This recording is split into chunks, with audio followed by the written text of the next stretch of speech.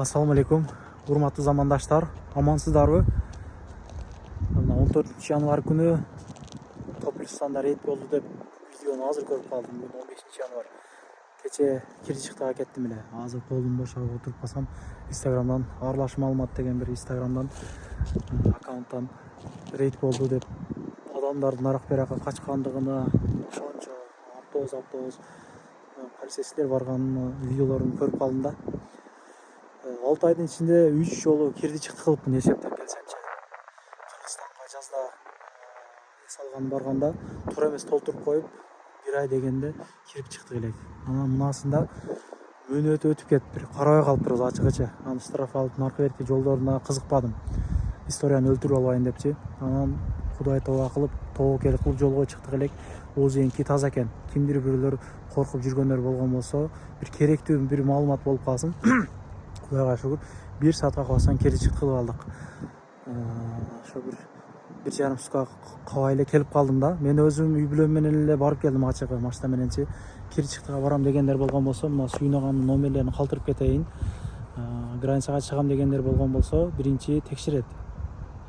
Базада же Чорнуйда наркы беркиде барсыңбы, жоксуңбу, болсоң ушул жакта жүрө бер, болбосо бир чыгып кетсең болот экен деген сөздөрүн айтышат демекчи да. Туугандарым, айтайын дегеним эми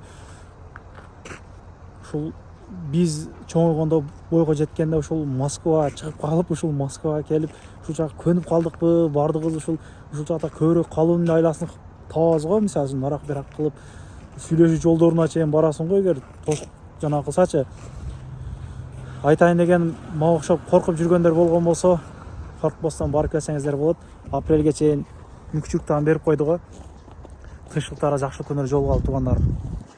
Негизи башка өлкөлөрдөн деле тартып жумуштар бар, наркы берки иштеп атабыз, жакшы деп эле чыгып атат. Бизге бул жак кандай десем, тилин үйрөнүп калганбыз го, бул жак кичине болсо да анча. Келип эле мисалы үчүн Россияга келип эле 2-3 күндө таксиге чыгып кеткендер бар, эми как башка городко баргандай эле мындай болуп калды да биз кыргыздаргачы. Ошого туугандар, коркуп жүргөндөр болсо, айтайын дегеним ошол. Тынч эле коркпостон чыгып кетсеңиздер болот. Билгеним айтып коеюн дедим видеону көрүп.